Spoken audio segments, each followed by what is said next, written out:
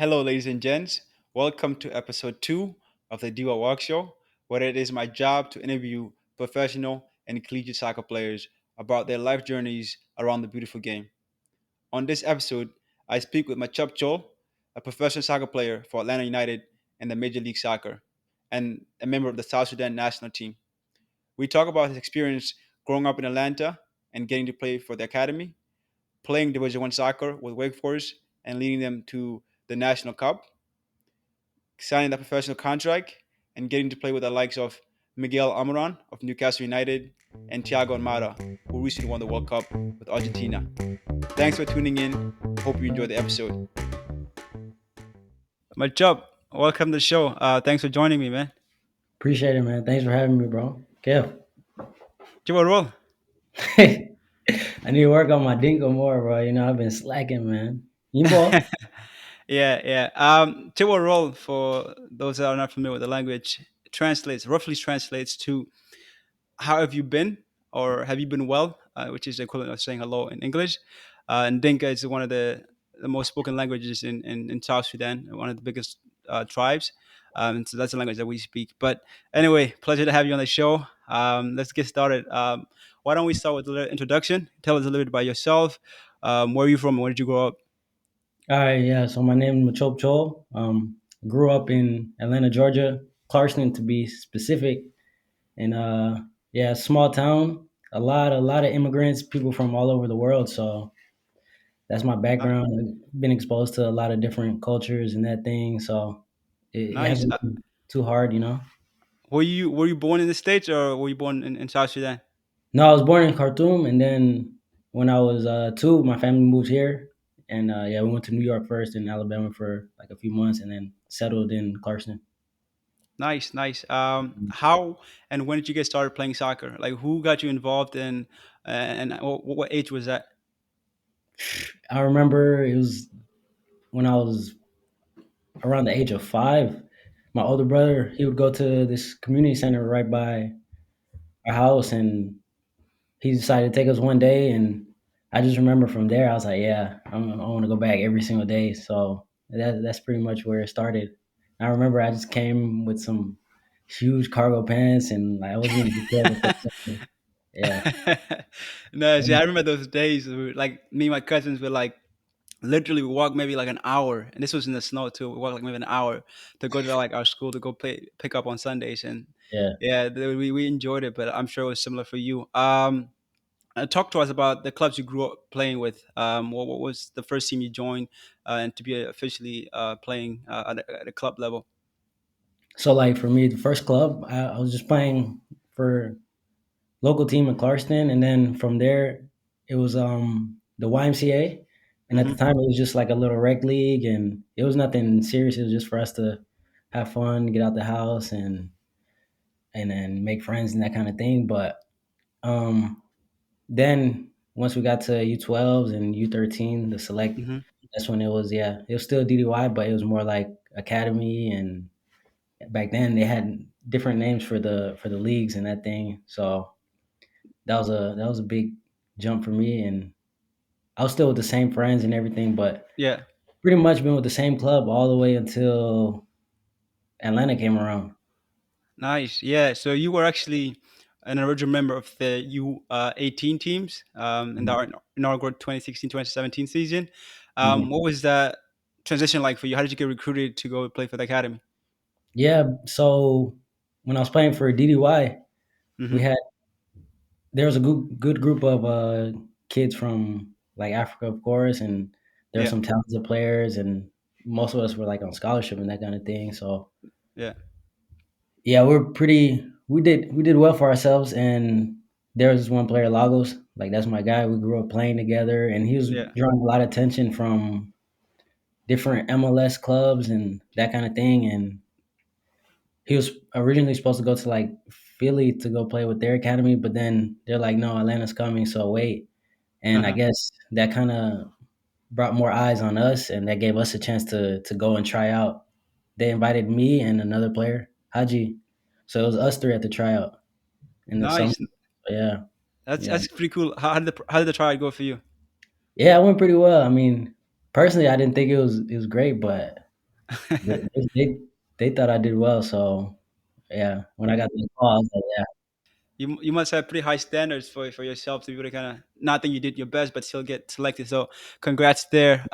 In that thank you very much. season, you had an impressive 11 goals in 28 games. How would you able to make that transition so seamless? Like, what do you think helped you to go from playing club to now playing academy and playing with some of the best players in the country?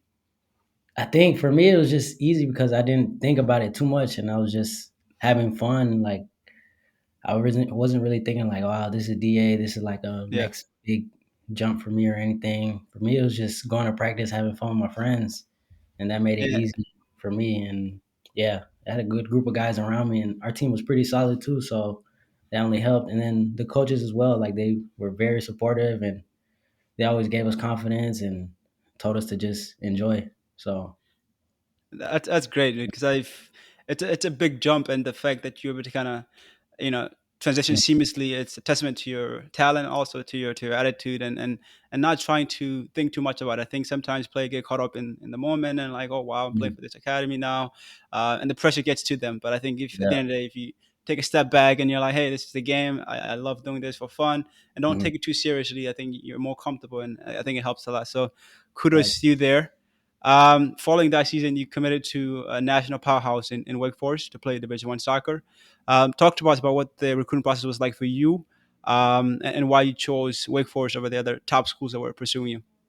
Yeah, I mean, initially, like I didn't have college in my mind, or I Hmm. wasn't really thinking too much about it.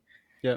And once we started getting later on in the year, in the season, um, I spoke with coaches, and they're asking me, "Hey, some of these schools want you to come visit and this kind of Hmm. thing." And I was like, "Oh, okay, sounds cool." I wasn't really too caught up into it. And then I think I visited. I was pretty late in the commitment process, so I didn't have too much time to do all my research and all that kind of stuff. So Yeah. I, I only visited 3 other schools before I committed to Yeah. Wake, and then yeah, I remember I committed the day they won the ACC against Clemson. Yeah, Oh yeah, wow, yeah. that's dope. Because I remember when you committed, because I committed around the same time, and I Mhm. was following, I think Top Drawer Soccer because they had put out an article about my commitment, and I saw a picture of you, and I was like, that guy looks so Sudanese. So Yeah, that's when I followed you on Twitter. But I mean, that's incredible, right? To like not yeah. really be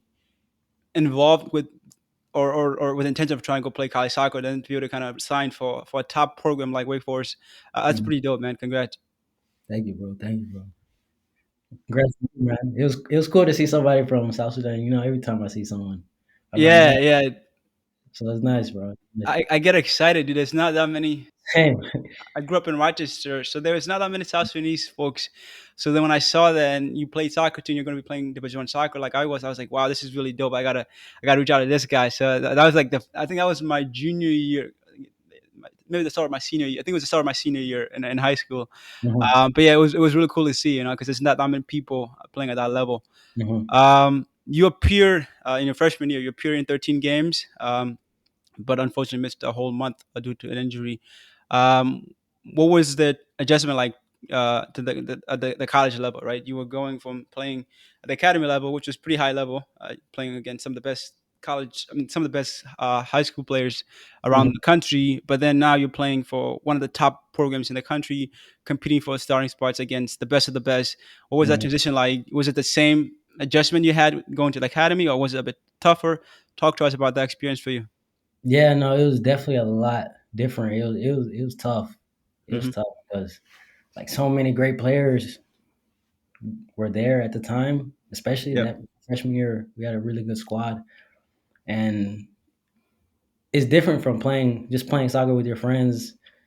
There is like everyone's competing to get to the next level and that kind of thing. So I feel like people take it a lot more serious at the college level, and then Hmm. beyond that, yeah, it jumps level. So it was tough. I was just trying to adjust to the style, the system, that kind of thing, the physicality, and then on top of that, balancing the schoolwork Yeah. and yeah, it was hard.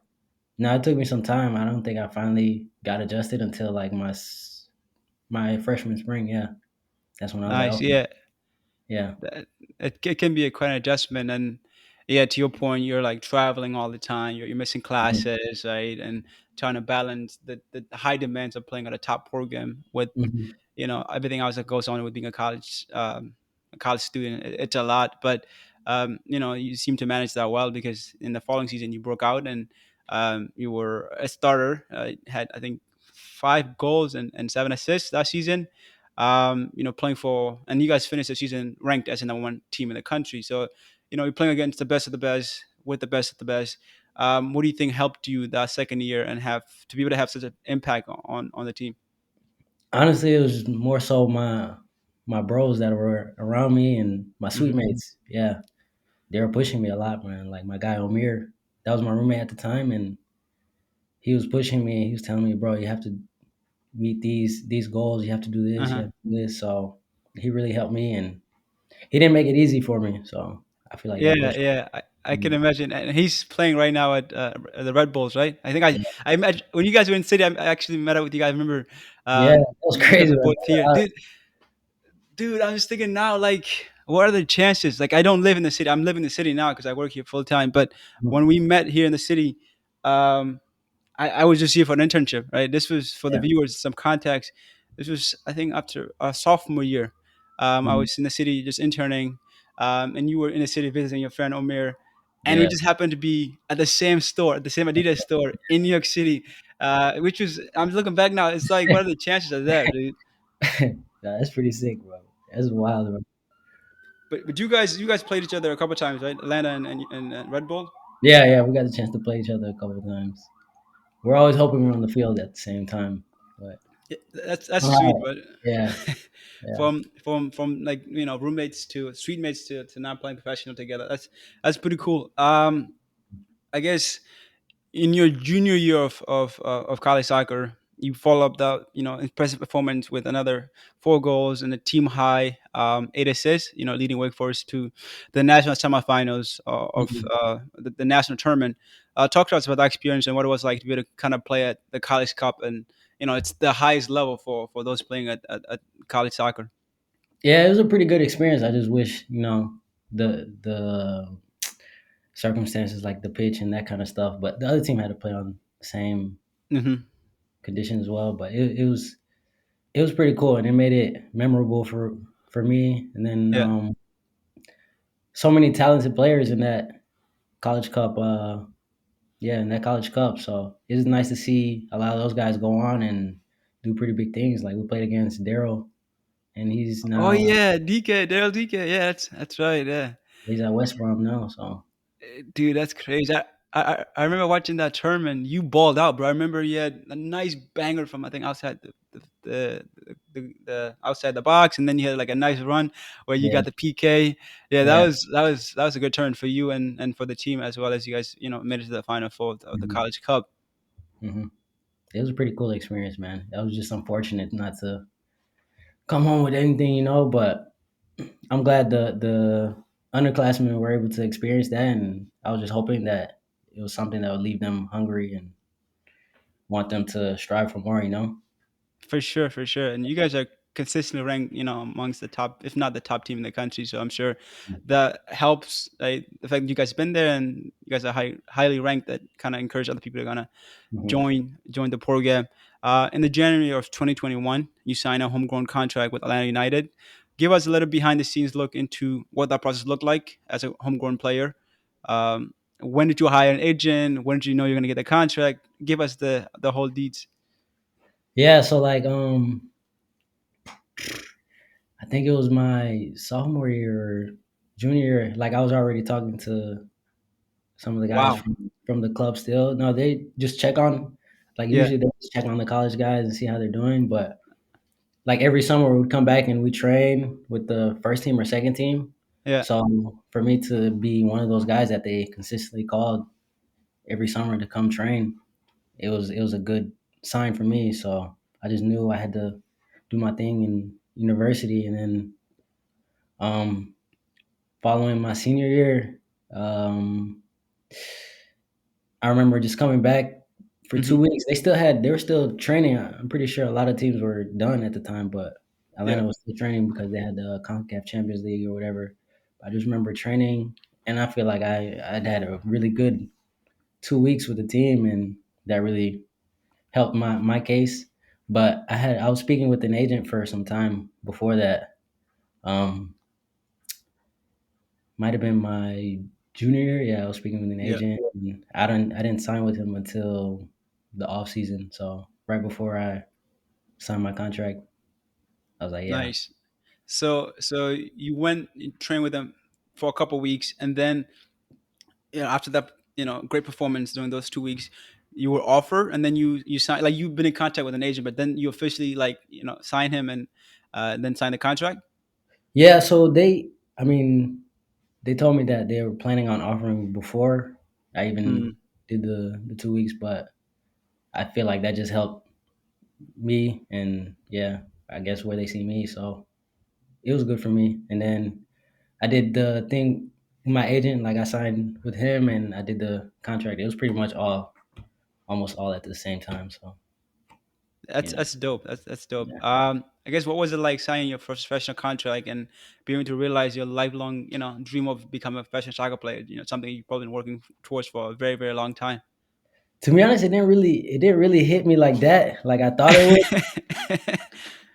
Yeah, it was. I don't know. It didn't hit me like that, but I think it hit me once I played my first game with the team, and especially at home when I walked out for the first time at the Benz, I was like, "Wow, yeah, this is it." I was like, "It's crazy." Yeah, I can Memory in my pocket. imagine. Yeah. What a stadium, and I mean, for you, probably the fact that you kind of knew it was coming, maybe didn't like Mhm. kind of prepared you mentally, so it wasn't like there's one like I don't know, it wasn't a surprise that you got the Mhm. contract, so maybe that's why you Yeah.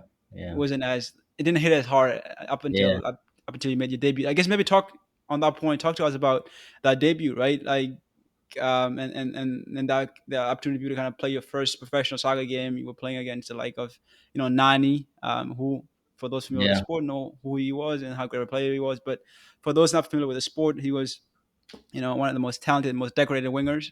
He played for Mhm. Porto and then went over to United, where he won 4 Premier League titles, Champions League, Club World Cup. On the national stages, had over 100 caps for Portugal. Played in the Mhm. World Cups, the Euros, and was actually the captain during the 2016 final that they won because Ronaldo got hurt. So talk to us about one making your debut and two playing against the likes of legends like Nani. Yeah. I mean, I just remember having a pretty good preseason leading up to Yeah, that first um first game. And Orlando, like us in Orlando, like that's a pretty big at the time it was a really big rivalry. yeah, And yeah, I wasn't really sure what to expect. I was on the roster for the Champions League game before that, and then yeah. that game I was on the roster as well. So I remember warming up. All the guys were warming up, and I was just sitting back on the bench, just chilling. And when we got to the 60th minute, the coach he's like, "Where's Show? Where's Show?" I was like, he's like, he's screaming, bro. Like he's cursing me out. He's like, warm up right now. I'm like, dang. So I was like, damn, I'm going in right now. I did like 2 jogs on the sideline. Then I was right into the game. So it was funny, bro. But it was nice though. And then yeah, I just looked to my left, and Nani is right there, and Pato, he was insane. Pato was sick too, bro. So it was Dude, just yeah. it was surreal for me. Part was there as well. So I guess you didn't know about it the night before, right? It's not like the coach told you, "Hey, tomorrow you're gonna play." It was more of like in the moment, like, "Hey, we need you to get on." Yeah, yeah. It was more like, yeah, we need you to get on. Yeah. But it was weird because I wasn't even warming up. So usually they pick the guys to go warm up and then Yeah, yeah. So dude, it was pretty fun though. It was, that's really dope. I mean, I'm assuming you had all your family and friends there. no, since it was away, it was just Oh, it was away. it was a away game. Okay, Yeah. okay. I just remember it was hot, bro. I was like, dang. That heat was no joke, bro. The humidity, it was tough. But What was the first game you played at home? And I guess how was that? yeah, the first game at home, it was just we just walk out for warm ups, and you see the supporter section going crazy already, and they're beating the drums and all that. I'm like, dang, it's pretty cool. But it was nice for me to make my debut. I feel like the first couple of games, you feel. the atmosphere and everything. And then once you play more, you kind of get Hmm. used to the crowd and how to manage that. So it was Yeah, that's pretty. dope. I mean, it's on my bucket list. Like the stadium is probably one of the best to watch a game in. So I gotta go down to Atlanta one day and check Hello, the bro. I got experience you, in bro. my. I guess for my next question, I've unfortunately seen a lot of talented players who come from similar backgrounds ourselves get Mhm, sidetracked into doing things that are short-sighted and not beneficial for their long-term success. And given our background, sometimes it's very tempting, right? The environment can get the best out of people. What do mhm. you think helped you stay focused and committed to your long-term focus, long-term aim of becoming a professional soccer player? I think for me, it was just more so I wanted to be the one that made it out Hmm. from like all the troubles and all the things that were going on in my city at the time. And yeah, I just wanted to be someone that could inspire the younger generations that came up. And Yeah, also personally, like I just really wanted to be a professional, and that helped my discipline. And I feel like I was very committed to that goal. And I think a lot of my friends, once you get to a certain age, they people start doing different things, and yeah, you don't see certain people as much, and things change really fast. So I think they were also help for me to say, hey, I don't want to do those things. I don't want to be like yeah. this person, not in a bad way, but that's life. And luckily, like football was my path, and I made it this far. So also, my family is a big motivation for me. Like seeing my parents, mom and dad working very hard. They always say they don't want us to work as hard as they did with their hands. So they always inspire me to make it this far. So yeah. That's dope, man. Congrats, and I'm sure there's many kids who now see you and are like, oh wow, if you can do it, maybe I can too, and just give them that little boost of motivation and maybe that discipline to kind of stay focused and stay the course and not get sidetracked and do things that Mhm. hey might seem you can get some money here and there but Mhm. in long term not gonna help you get anywhere where you want to go. So I guess kudos Exactly. to you there and big ups to you. Yeah. Um, I guess what was the adjustment like to the professional soccer? I'm sure as you got the levels, right, the speed of play, the time you're on the ball, Mhm. everything, gets tougher. So, what was adjustment like for you? And I guess do you feel like you're fully adjusted now? Yeah, I mean, I think the biggest adjustment is just the quality. I Hmm. feel like everyone at this level is they're here for a reason, so everyone is very good. And the speed of play as well. And I think decision making is the biggest thing that you have to adjust to at this level. So for me, when I'm having fun, I feel like the game isn't too hard, So Yep. it took me some time, and then also my first year, like we had one coach, and then next year we had a different coach. So Yeah. you always have to adjust with that as well. And then not playing, being injured, all of that is a mental battle, and that can be hard on you and your confidence and your mental side of things. So I feel like Yeah. this year has been the year where for me, like I've just been like, okay, let me just have fun, and haven't been too caught up on performing and or anxious in Yeah. I would say, yeah. So that's allowed me to just play free and have fun. So I'm Yeah. enjoying myself, You alluded to this just now, but you've had a number of injuries that have kept you sidelined Mhm. for a long time over the previous two seasons. And I guess how tough has that been to deal with mentally, and I guess what's kept you optimistic and motivated, to kind of keep going because these are things out of your control, right? It's one thing Mhm. if you're just not playing well, but if you're injured and you can train and can play, it's another element of the game that comes very tough to deal with. So I guess what has that experience been like for you? It was definitely tough for me because as a footballer, you never want to be injured, but on top of that, as a young player, you're trying to make Yeah, a way for yourself, and that only I feel like that just pushes you back a bit.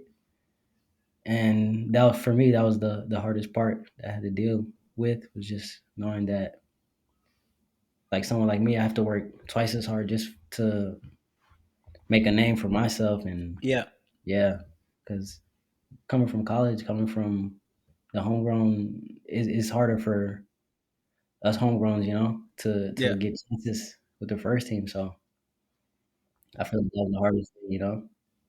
yeah. I can imagine. I guess like, have there been instances where you've been lacking confidence, or you're doubtful about your ability and things like that? I guess, has that happened? And I guess, how do you deal with it? What do you use to kind of um, get away from those negative thoughts if they come up? Yeah, of course, they always creep in your mind. I mean, for Yeah, me, last year, the year before that, just with the injuries and then coming back and not feeling like I didn't really have a place in the team or yeah. like playing out of position, I feel. But yeah, that kind of had a effect on my confidence. But this year, yeah, it's just been different for me. I think just coming into training and knowing that if I do something or something doesn't go right, then it's okay, and something like things carry on. You just got to get on with it and have fun, and then also just trying different things. Because what's the Yeah, worst that can happen? yeah, Either you yeah, don't play or yeah, yeah. Heck yeah. or it works That when you look good. that that that's the right mindset, because I think people don't understand the importance of confidence. Like, for me, it's something I struggled with in college. Right, like, I became a completely different player. Like, I wasn't getting on the ball, taking players on. Like, I was always fearful of losing the ball. Like, just because of adjustment period. And if you're not playing with confidence, you're playing at a high level, it's going to be really tough, because the Yeah. quality around you is good, right? And if Mhm. you're already starting at 50% because you're not 100% confident in yourself, it just takes you back, and it becomes that much harder. Mhm. And also for you, I'm sure it's 10x playing at the professional level and having to play out of position. Actually, I remember when you came to the city, when I was watching you guys versus New York City FC, you were Yeah. playing as a fullback, right? Yeah, I was playing fullback. Yeah. Yeah. Yeah, yeah. I can imagine, having to adjust to different positions, and Mhm. trying to, get minutes, but also like play where you are most comfortable. But I, Exactly. I remember you had a pretty good performance. Like, I think you came on the 60th minute or something like that. It was a Yeah. tie, right? And I think you had a pretty good performance on the fullback Mhm. position. No, yeah, that was a good game for me. I remember coming on. And yeah, for me at the time, I was just like, okay, since if I can't play in my position, I'll just do whatever to at least get on the field. So, and I feel like the guys that came in the game really helped change the game a bit. So that was encouraging for me. But yeah, it was interesting. I guess, talk us through what a typical day looks like as a professional soccer player. How many times are you training? Like, so give us a typical day when you're not playing a game, and then give us a typical day when there's a game. Okay, so well, we can start with the game since today we have a game. Yeah, Um, yeah. You play tonight. yeah, yeah. So I'll usually make sure I get enough sleep. That's important because Yep. you'll feel it throughout the day if you don't get enough rest. So I'll get my sleep in, and then I'll wake up. I'll have breakfast, and I like to just chill, have a Hmm. coffee, watch my shows, or play the game. And then pretty much it's a lot of just relaxing and trying to mentally prepare for the game or when I have to go to the stadium. And Yep. we're there maybe three hours before the game, so I have to be there Hmm. at 4. And yeah, we do. Yeah, we have pregame meal at that time, and then we'll do video, and then we'll do the walk, and then all that stuff goes by pretty fast. And then we'll have the game. I'll come home, and then usually we'll have training the next day. So it's like a quick turnaround. And Yeah. uh, yeah, so days just go by pretty fast. And then on the training day, um, now since the weather's a lot more warm, Yeah. I'm up. It's about they move training an hour earlier, so we start at 9, and I'm there at 7, and I'll Wow. have breakfast, and if I need any treatment or anything, I'll do Yeah. that. Or if I want to smoke anybody on the ping pong table, I'll do that. You play, dude. I'm pretty good at it. We have a table at my work, and whenever we have downtime, we go and play. So Yeah, I'm pretty nice with it too. we just got a table not too long ago, so everybody's on there. And yeah, first thing in the morning, bro, I'm on the ping pong table trying to beat people. and Nice, we'll nice. do that. And then we'll do video or activation, and then we'll start Uh-huh. training at 9. And we'll be out maybe 10:30, 10:45, and then you'll just do your typical recovery. Or some Yep. days we'll have gym, and then I'll go home after my lunch. Of course, we'll have lunch, and then I'll go home, relax. Depending on the day, I'll have a nap or that kind of thing, and then I'll look to do stuff with my friends or hang out with my lady or yeah, yeah. Nice, nice. So is it typically one practice a day, or do you guys sometimes do two? No, typically one, and then Mm-hmm. yeah, yeah, typically one because especially now with the congested schedule, Yeah. Oh yeah, yeah. You it, guys play twice a week, right? almost. So pretty much Wow. quick turnarounds, bro. It's hard to. Some days after games, we probably won't even like have a training with the quick turnarounds. You know, Yeah. like earlier this week, we didn't have training. They scheduled training, but we didn't have training. We just came in, we did a gym session, and Yeah. yeah, folks just did recovery and went home. So Nice. You mentioned you watch some of your shows. What are you binging right now? I was watching Power, Oh, and nice. then I was watching Snowfall, but I couldn't really get too into it. You know, Uh-huh. I keep losing concentration. So that was my show. But I'm looking for some new shows. So you got any recommendations or anything? Yeah, just send them to me, bro. Yeah, yeah. Actually, I'm not big into shows, but I mean, a lot of my friends are watching Succession, so I might start that soon. That's on Um, Netflix, it's on HBO. HBO. Okay. Yeah, Succession. But also, I've just been I never seen any of the Harry Potter movies. Ah, My roommates are into them, so I'm just binge watching all of them right now. I'm on like the fifth movie right now. it's pretty good, huh? Yeah, have you seen them? Yeah, yeah, I'm hooked. yeah. Anyway, I guess back to soccer. You score your first MLS goal last month. Yeah. First of all, congrats. I know Thank how you, hard bro. you worked and everything Mhm. you put in to get to that position. So first of all, congrats. After scoring, you dedicated that goal to Anton Walks, who was a friend and former teammate of yours that recently, unfortunately, passed away.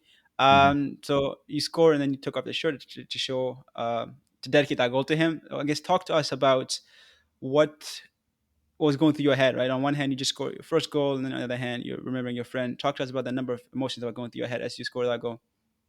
Yeah, I just remember seeing it slowly go over the line and hit the net. I was like, "Wow, finally!" So yes, I just ran to the corner. I knew all the guys were there and ready to celebrate. But I was like, "Yeah, I've been wearing the Anton Forever shirt for some time." So Yeah.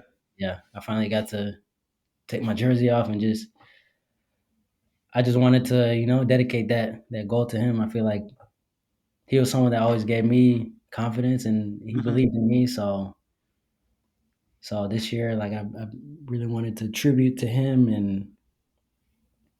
and just play free. And I Nice, feel like nice. he's been there every step of the way for me. So yeah, that goal was That's just really dope. for him. That's really dope and touching, man. Congrats again on the goal, and hopefully get Thank you. another one soon. There's only a Hopefully, game tonight, so it's another opportunity. fingers crossed, man. So we'll see. Uh, I guess turning our focus to international stages, right? Being able to play and represent your country is Hmm. considered probably the highest honor for a lot of professional soccer players. And you've Hmm. had the opportunity as well. You were called up to the South Sudan national team and made your debut early last year. I guess talk to us about what it means to represent South Sudan, your country, our country. Give us a little Yeah. take on your experience with them. No, yeah, I always hear people say like playing for your country is a different kind of Yeah. pride that you feel, and yeah, they weren't lying. So I'm always grateful and very happy to be able to go play and represent South Sudan. And on top of that, to do it with people that look just like me is Yeah. always fun. And it just makes it even sweeter. So yeah, I always appreciate going back and being able to play. Yeah, dude, that's crazy. We're like now, qualifying or playing, hoping to qualify for the AFCON, which Hmm. is never done, right? So this would Hmm. be a first in the country's history. And we got a decent shot, right? We're not where we want to be right now in terms of positioning, but a couple games left, and we'll hopefully get a couple results there and make it happen.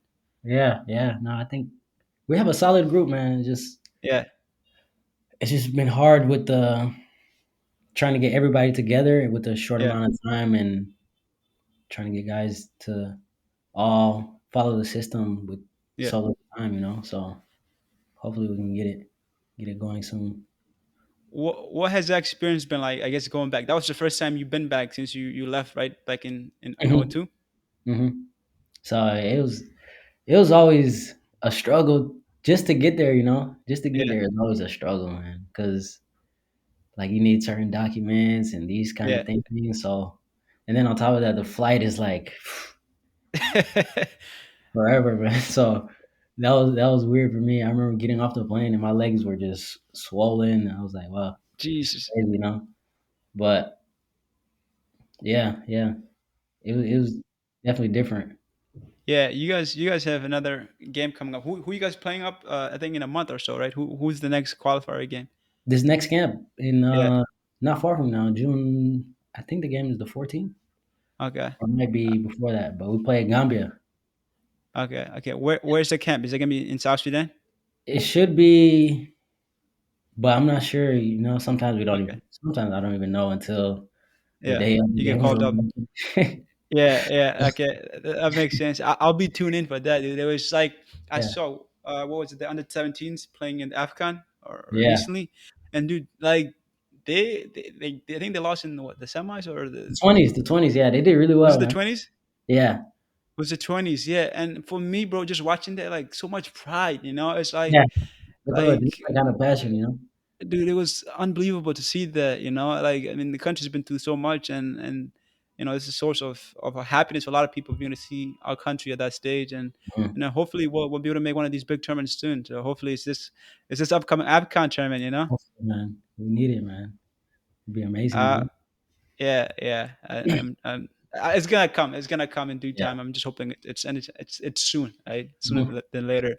I guess for the last question of this part of the segment, any advice for young players looking to go professional? Those playing in high school now, middle school, maybe just starting out and want to eventually get to where you are right now. Yeah, I mean, I think different things work for different people, but like what I would say is for kids at a younger age, they should just go out and play, you know, get a good Hmm. feel for the game and just have fun. I see a lot of kids these days from like 5 years old just training, training, training, doing cones and ladders and this kind of thing. I'm like, bro, you don't need that. Just go play. Just Yeah. go learn the game. Like that's the best way for you to learn and have fun. And then if you really want to make it far, I think the most important thing is just being disciplined and Hmm. knowing that every day is not going to be a great day. You know, some days you'll Yeah. have bad days, and just knowing that you can be able to get up and keep going and keep pushing for that goal, it'll get Yeah. you really far. So, yeah. For sure. I think grade is probably the biggest factor or indicator for success in this game, because you got to be able to bounce back from failures. And I guess, Mhm. yeah, to your point, when you're that kid, when you're like what, 5, 7 years old, you don't need to be doing all those drills. Just go out and play. Like I think sometimes maybe the parents are like just so focused on the like training or like individual Mhm. training and stuff like that. Like the best way to get, like I think a lot of players will probably get burned out and not like it after a while if that's all they're doing, Exactly. right?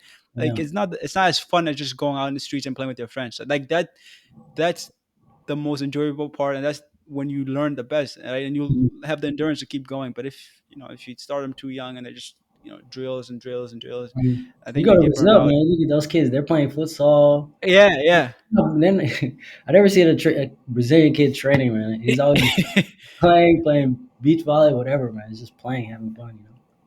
For So sure, for sure. Yeah, when I was growing up, it was a lot of futsal, yeah, especially in the wintertime, because yeah. where we grew up, it's a lot of snow there, so you couldn't really play outdoors. But yeah, futsal, like it's a Futsal's different nice. type of, yeah, yeah. You get a different type of feel for the ball, so you're just playing and then playing in different surfaces is probably the right way to go.